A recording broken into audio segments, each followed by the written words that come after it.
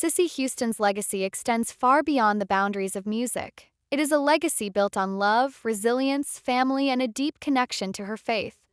Her passing at the age of 91 marks the end of an era, but her influence continues to reverberate through generations. Born Emily Drinkard in September 1933, she came from a family rooted in music and faith, both of which would become the cornerstone of her life. Her father, Nicholas Nitch Drinkard, saw the spark of talent in his daughter early on, encouraging her to use her voice to sing and perform in church. It was through this nurturing environment that young Emily, later known as Cissy, found her path not only in music but in ministry as well. Raised under the Methodist Episcopal denomination of Christianity, the values of devotion, faith, and service became intertwined with her artistry, ultimately shaping her into the powerful figure she would become. Cissy's early years in Newark, New Jersey, were a reflection of the vibrant cultural and spiritual life that surrounded her. Church was not just a place of worship for her but a community and a stage where she could hone her talents. Her commitment to her faith was as unwavering as her commitment to music.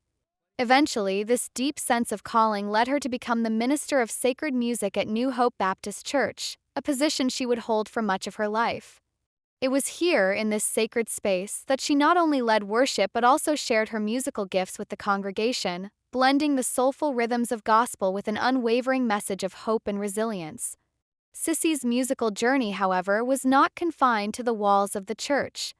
Her talents reached far beyond the congregation as she ventured into the secular music world, becoming a member of the Drinkard Singers, a gospel group that included her siblings Anne, Larry, and Nick. This family group was her first foray into professional music, and their talent quickly caught the attention of record labels. In 1958, they released A Joyful Noise on RCA Records, making history as one of the first gospel groups to sign with a major label. Their success was not just a milestone for Cissy and her family but for gospel music as a whole, as it marked the genre's growing acceptance in mainstream music. Cissy's voice, a rich, resonant soprano, stood out even in a group setting, setting the stage for her future solo career. In the early 1960s, Cissy's career took a turn as she joined the Sweet Inspirations, and Randy B. girl group that included her nieces Dee Dee and Dionne Warwick. The Sweet Inspirations were more than just a backup group. They were musical chameleons, able to blend their harmonies seamlessly into various genres, from gospel to Randy B, pop to rock.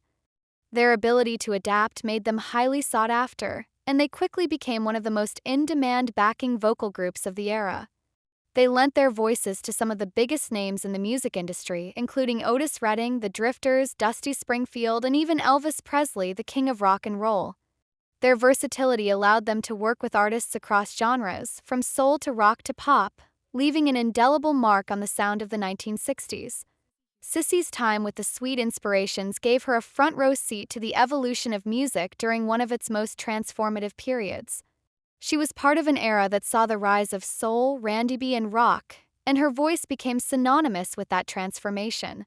In 1969, she even sang backup for the Jimi Hendrix Experience, an iconic collaboration that showcased the depth of her musical range.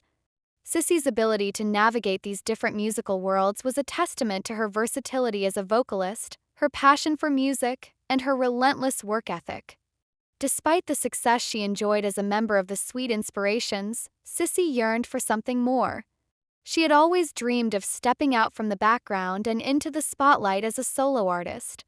In 1970, that dream became a reality when she released her debut solo album, Presenting Cissy Houston. The album was a declaration of independence for Cissy, a statement that she was not just a background singer but a star in her own right.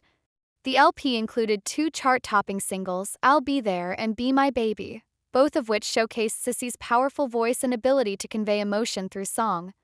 Her voice was warm and soulful, capable of moving effortlessly between gospel, Randy B, and pop, a reflection of the musical journey she had taken over the years. As the 1970s progressed, Cissy continued to explore new musical territory. In 1972, she recorded her rendition of the Jim Weatherly song Midnight Train to Georgia, a song that would later become a hit for fellow soul pop icon Gladys Knight and the Pips. Cissy's version, however, was imbued with her own unique style, blending elements of gospel and soul in a way that made the song entirely her own. It was yet another example of how Cissy could take a song and transform it with her voice, giving it new life and meaning. By the late 1970s, Cissy was ready to embrace yet another musical trend, disco. While many gospel and soul artists resisted the genre, seeing it as too commercial, Cissy saw it as an opportunity to expand her sound and reach a new audience. Between 1978 and 1980, she released 3 disco-influenced albums: Think It Over 1978, Warning Danger 1979, and Step Aside for a Lady 1980. Produced by Michael Zager, these albums marked a significant departure from the gospel and Randy B sound Cissy was known for, but they also demonstrated her willingness to take risks and evolve as an artist.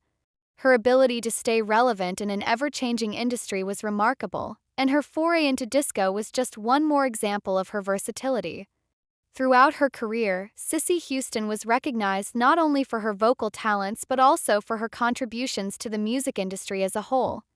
In 1997, she was awarded a Grammy Award for Best Traditional Soul Gospel Album for her album Face to Face, her 6th album overall.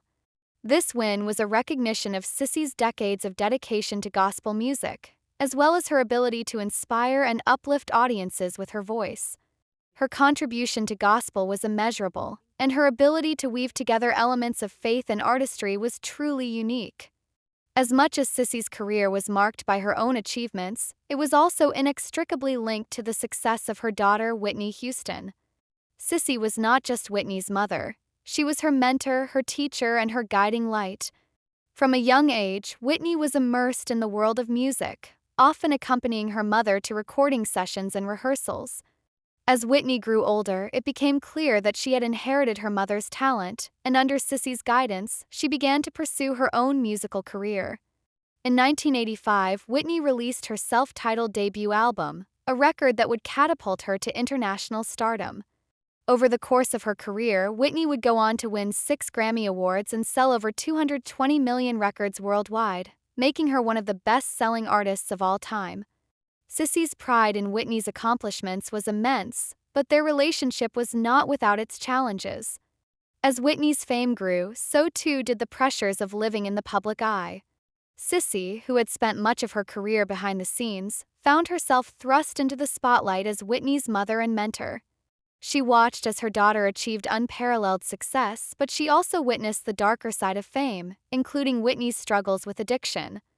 Despite the ups and downs of their relationship, Cissy remained a constant source of support for her daughter, offering guidance and love even in the most difficult times. Tragically, Cissy would have to endure the unimaginable pain of losing her daughter in 2012 when Whitney passed away at the age of 48. The loss was a devastating blow for Cissy, who had always been fiercely protective of her children. In the years that followed, Cissy's grief was compounded by the loss of other family members, including her granddaughter Bobby Christina Brown, who passed away in 2015. Despite these profound personal losses, Cissy remained resilient, relying on her faith to guide her through the darkest moments of her life. Cissy's legacy is not just one of musical achievement, it is a legacy of faith, family, and strength. She was a woman who believed deeply in the power of music to heal and inspire, and she used her voice to uplift those around her. Whether she was singing in church, on stage, or in the recording studio, Cissy's voice carried with it a message of hope and perseverance. Her influence can be felt not only through her own music but through the careers of those she mentored and inspired, including her daughter Whitney and her niece Dionne Warwick.